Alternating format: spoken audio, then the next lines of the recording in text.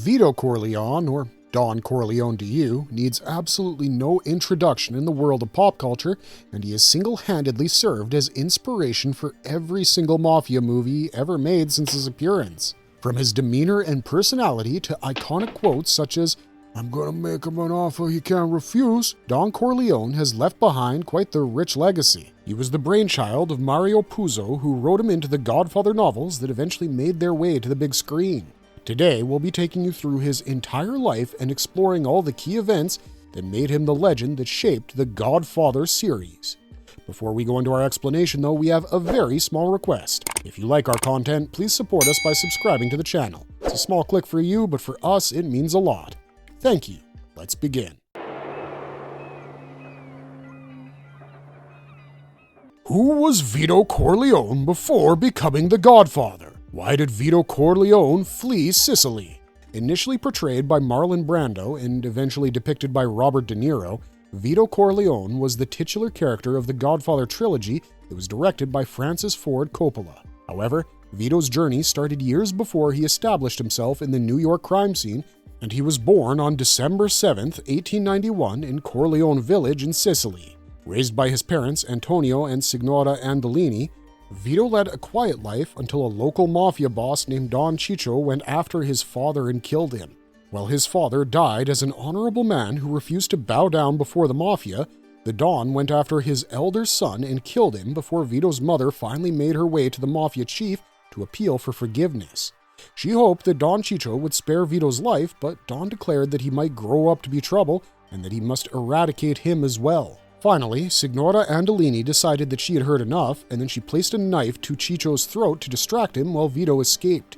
Even though he survived, Vito watched one of Ciccio's bodyguards as he shot his mother in the head, while one of his neighbors helped him escape Sicily. As he made his way to America on a cargo ship, the immigration clerks identified him as Vito Corleone once they saw his identification pin and soon placed him in quarantine for smallpox.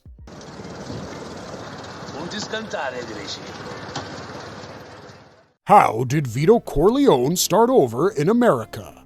Over time, the Abbandando family raised Vito in New York, where he made friends with their son, Genco Abbandando.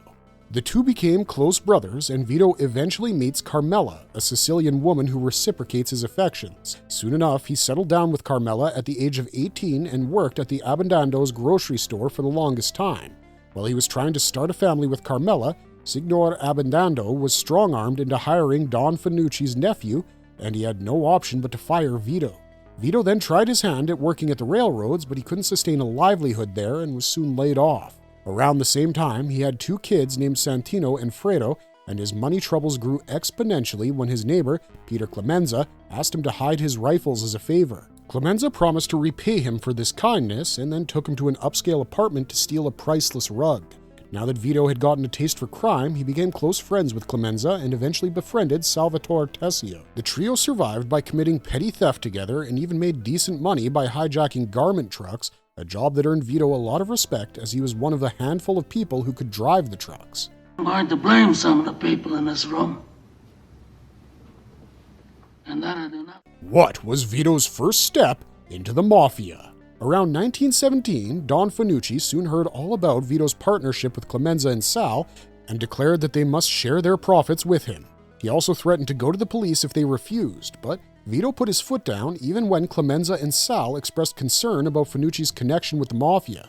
However, Vito had once observed Fanucci being attacked by several neighborhood boys who had even stabbed him with a knife, and Fanucci had let them off pretty easily. Even though he killed one of the kids, he spared the rest and their families, which meant that he didn't have the resources to eradicate them. Vito then concluded that Fanucci operated alone and only acted as if he was a mafia boss in order to intimidate immigrants, especially after he threatened to go to the police. Under these circumstances, Vito assured Clemenza and Sal that he could talk Fanucci into accepting less money and even conjured his iconic quote, "I'm going to make him an offer he can't refuse." When he finally met Fanucci, Vito only offered to pay him $100 instead of $700, and Fanucci was quite impressed with his courage. He even ended up offering him a job, but Vito soon asked him to leave and then followed him through the city. While his guards were relieved to see that Fanucci left the building alive, they didn't anticipate that Vito would show up at his apartment door with a muffled pistol and claim his life. He then took his money back and got rid of the pistol by trashing it in the building's vent pipes, while the police wrote his murder off as a routine gang murder. Now that Finucci was out of the scene, Vito soon earned great respect in the crime scene and was nicknamed as a man of great respect. Locals started reaching out to him for help in resolving local fights, and he gained a reputation as someone who could always talk some sense into the minds of unreasonable people and find a way to help anyone who came to his door. Over time, he started accepting gifts from regional vendors and racket bosses in exchange for keeping them safe and earned over $100 a week. While this was considered a huge sum back in the day, it was nothing compared to the respect that Vito, Clemenza, and Sal had earned in the area.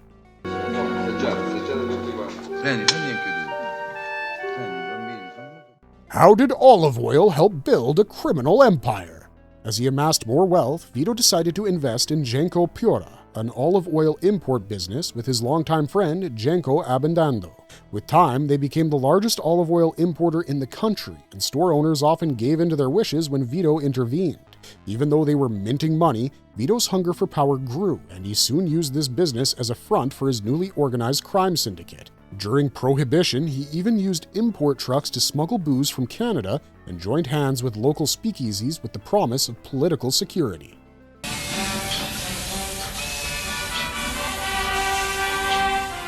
Did Vito ever return to Sicily? About 5 years after establishing his business, Vito went back to Sicily in 1922 with Carmela and their 3 kids, Santino, Fredo, and Michael. As they explored the countryside and immersed themselves in the culture, Vito eventually managed to avenge his parents' death by returning to Corleone and tracking down Don Cicco's goons. He then worked with his partner, Tomasino, to arrange a meeting with Cicco himself under the facade of gaining his support for his olive oil business. An aged Cicco was fooled into meeting with Vito, who took this chance to get close to him, whispered his father's name, and finally revealed his identity before stabbing him in the chest. As they escaped, Cicco's guards tried to kill them, and Tomasino even suffered a leg injury while Vito helped him get into the car and escape. After finally wrapping up this chapter of his life, Vito was satisfied with his vengeance, and he soon left Sicily with his family. How did Vito Corleone rise to power in the 1930s? Around the early 1930s, Vito stabilized the Corleone family with some help from Clemenza and Sal, who acted as his capo regimes or top crew members.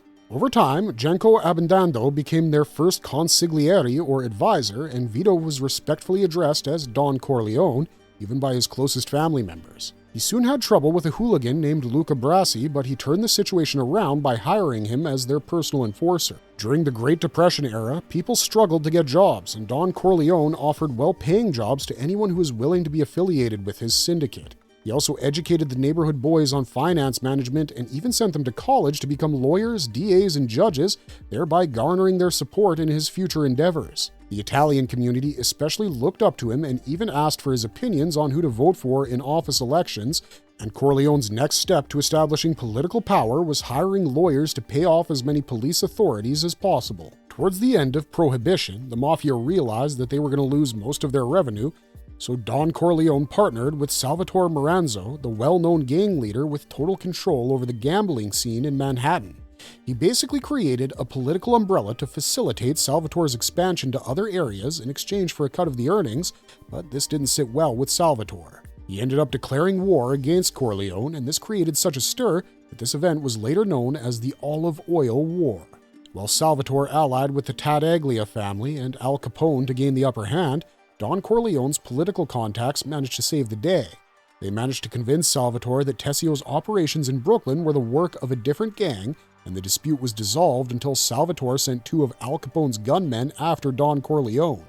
After Corleone caught wind of this plan in advance and sent Luca Brasi to deal with the situation, Brasi took the opportunity to rough up the hitmen and torture them to death, and Vito then sent a note to Al Capone to warn him against messing with them. He further offered Capone a chance to join hands with them, but Capone decided it was best to stay neutral. As the war continued, Salvatore started losing more and more of his foot soldiers, and the Corleones managed to destroy his conglomerate and emerge as one of the most powerful families in New York by 1933. Even though Vito's entire business was based on gambling, murder, and bootlegging, he continued to maintain a strict ethical code and even tried to promote these values across the crime scene. He was a kind man who wanted to eliminate shady gangs, and the Corleones soon became one of the 5 main families who controlled the city. Over time, he formed the Commission to unite the underworld ahead of World War II and actively campaigned against Philip Tattaglia's distribution of hard drugs and prostitution business. He also had a knack for finding profit in every business opportunity, such as when he discovered that his daughter Connie was involved with Carlo Rizzi. He looked into Rizzi's legalized gambling business and jumped on the chance to capitalize on it for decades to come. At this point, he had 4 children and innumerable godchildren, such as actor Johnny Fontaine and Nino Valenti, and he finally took in the orphan Tom Hagen at Santino's request. He was especially proud of his youngest son, Michael, and he sent him to college with great hopes for his future. While Michael was against the idea of joining the Corleone business, he was unaware that Vito actually hoped for him to live a legitimate life and gain power officially, even though things turned out differently. That Corleone. Why was Vito targeted for assassination? In 1945, Virgil Sollozzo reached out to Vito for an investment in his heroin operation, but Vito turned him down to avoid any alliance with the Tattaglia families. Soon enough, he was the target of an assassination attempt when he was about to drive back home in Long Beach from the oil warehouse. While he was supposed to travel with his son Fredo and Paulie Gatto, Vito learned that Paulie had allegedly fallen sick and couldn't drive them back. In no time, 2 hitmen ambushed them while Vito was buying fruit, and Fredo failed to protect Vito as he fell unconscious. Fortunately, he survived the attack, but this was soon followed by several attacks wherein Tattaglia's son murdered Luca Brasi. They even kidnapped Tom Hagen and forced him to give in to the alliance, unaware of the fact that Vito was still alive. Sollozzo's fury knew no bounds when he finally found out, and he orchestrated another murder attempt while Vito was recovering at the hospital. However, Michael allied with Enzo Aguelo to stop the attack and save his father's life by scaring off Sollozzo's goons. Michael even took things to the next level by killing Sollozzo, but he soon had to run away to Sicily, especially after Vito was disappointed in him for also killing Sollozzo's bodyguard. The Corleones re-established themselves once again, and Sonny even waged a war against the Tattaglias, but he didn't have the same skills as Vito and was eventually killed at the Jones Beach Causeway. God, the Father Almighty, creator of heaven and earth? I do. What was Vito Corleone's final plan? As soon as Vito recovered, he startled the rest of the families by suing for peace and promising that he wouldn't stir up any more trouble or exact vengeance in exchange for Michael returning safely. After settling things, he was almost retired, and then he acted as a consigliere to Michael, who took over the Corleone's family's operations. They often discussed their plans to destroy Barzini, but Vito could foresee that Barzini might go after their entire family in the event of his death. They also figured out that someone from the family might end up betraying them by scheming with Don Barzini, who had orchestrated the entire Sollozzo scheme. In 1955, Vito Corleone passed away due to a heart attack while playing with his grandson in the backyard, and every single important member of the crime scene attended his funeral. Before his death, he decided to transfer his political connections to Michael, as this would play an instrumental role in destroying Barzini in the future. Insults my intelligence. It makes me very angry. How did Vito Corleone's family shape his legacy? Vito married Carmela at quite a young age, and they built a solid life together with their 4 kids, Santino, Fredo, Michael, and Connie. In addition to this, he also unofficially adopted Tom Hagen and had an illegitimate son named Vincent Mancini. Vito had shaped quite a legacy for himself, and he especially honed Michael's skills so that he would be fit to carry on the family's business after his death. He even left behind all his assets and political contacts and set up the building blocks for his family to shape his legacy. His children also settled down while he was alive, and he had several grandchildren such as Anthony, Mary, Santino Jr., Frank, Francesca, Kathy, Victor, and Michael. How was Vito Corleone portrayed after his death? In sequel stories such as The Godfather Returns and The Godfather's Revenge, written by Mark Weingartner, Vito would occasionally return in flashback sequences. These scenes highlighted his motivation behind attaining such great power, establishing his criminal enterprise, and even exploring his relationships with his family. In Ed Falco's sequel novel titled The Family Corleone, Vito appeared in several scenes that went into the nitty-gritty details of the Olive Oil War. Don Corleone. What role did Vito play in video games? In The Godfather: The Game, Vito makes an appearance while collecting Johnny Trapani's payments from Peter Clemenza. Soon enough, Johnny is cornered and killed while Vito protects his son, Aldo, and promises to avenge his death when the time is ripe. About 9 years after Connie's marriage, Vito finally sent Luca Brasi to bring Aldo back after he had run away with a gang. After Luca passed away, one of Virgil Sollozzo's hitmen tried to murder Vito, while Fredo and Aldo stepped in to save his life. Eventually, Vito appeared at Aldo's initiation ceremony as a made man and advised him on the importance of family. He even introduced him as a part of the Corleone family and sent him on missions such as resolving a strike at the Verona warehouse. He was last spotted in the game after Sonny's death, wherein he advises Michael to appoint Aldo as his new capo regime. In the game, Vito appeared as the Don in a couple of missions where he sends the players out to collect payments from officials. Enough time. We'll get there, Pop. We'll get there.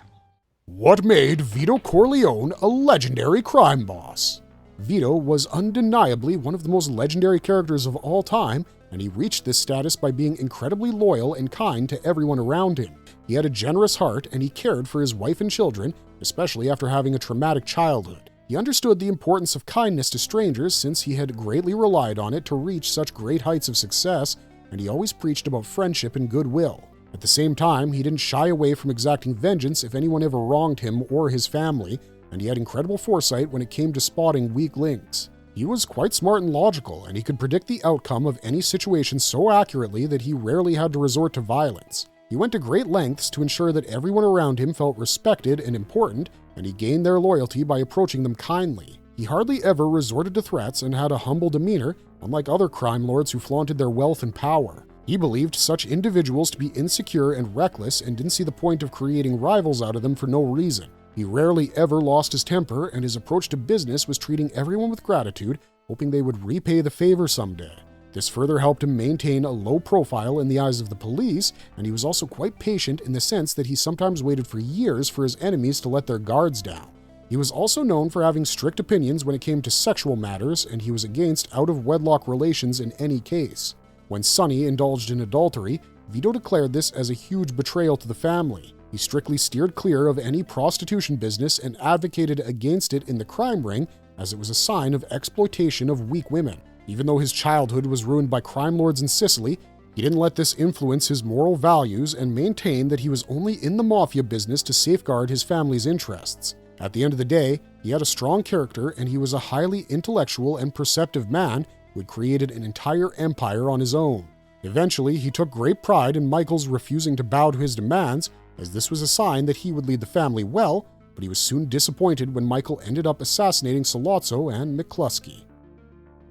What inspired Vito Corleone's character? Vito Corleone's character was inspired by real-life criminals such as Frank Costello, Carlo Gambino, Joseph Bonanno, and Joe Profaci. In fact, Marlon Brando would listen to tapes from Frank Costello's Kefauver hearings to prepare for the role and build his character. While Costello was known for his political connections and strong beliefs against the narcotics trade, Profaci was known as the olive oil king and the leading importer in the States. Bonanno was born and raised in Sicily before he became a big name in the States, while Gambino was the soft-spoken and kind unofficial boss of the 1960s crime scene. All these real-life stories were combined together to bring Vito Corleone to life, and his assassination attempt was also inspired by the murder of Frank Scalise, who died while buying fruit. Finally, Marlon Brando and Robert De Niro's portrayal of this character made him one of the most iconic gangsters in cinema history.